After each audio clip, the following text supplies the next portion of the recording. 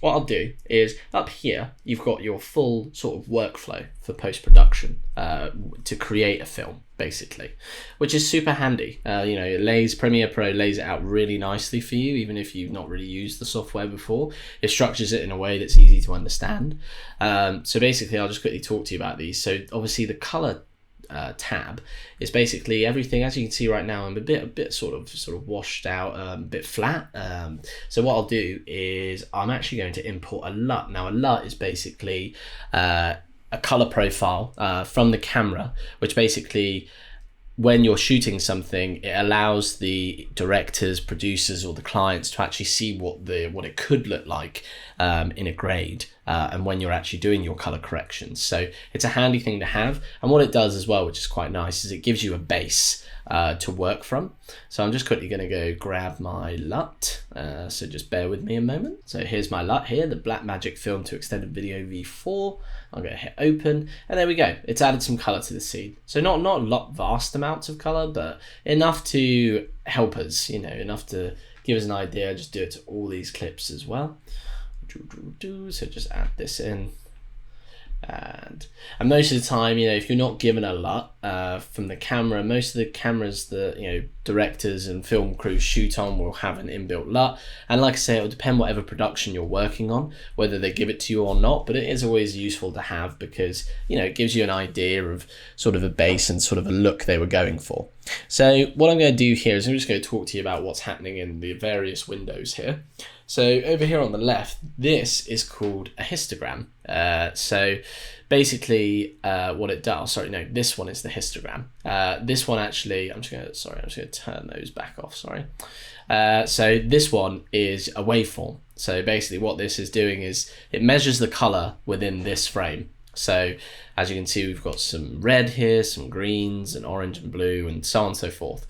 Now 0 is pure, 0 is black and 255 is white.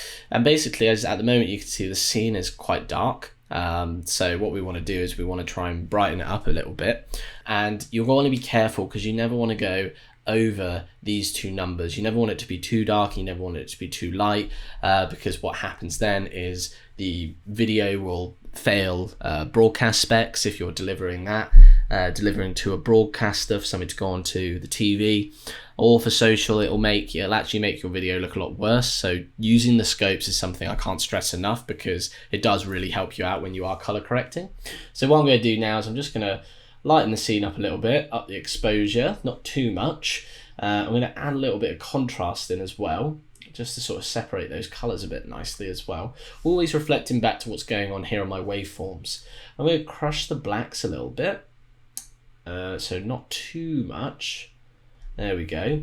So I'll just do that a little bit. And I'm going to take the shadows down a bit in this as well.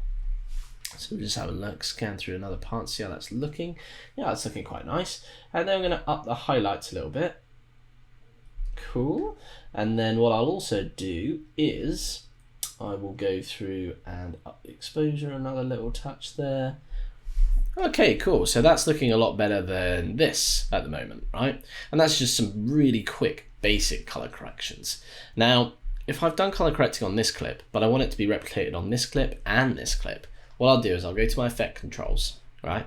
So I'll highlight my lumetri color and I'll hit Command C or Control C. I'll select my next clip and I'll hit Control V.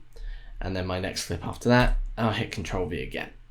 Now, as you'll see, what it's done is it's added those, for this shot actually, what I'll do is I'll just set these all to basic again, to default, because with this shot we need to work with it slightly differently because it was filmed in a different room.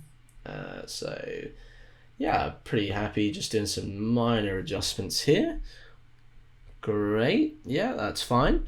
And then with this shot as well, what we're gonna do is we're just, I see, yes. So we're just gonna remove that.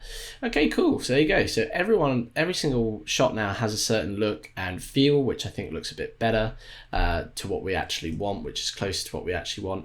Obviously, normally you'd spend a lot more time doing this and a lot more touching up. And you've also got all of these different tabs you can use. You've got all your curves in this window.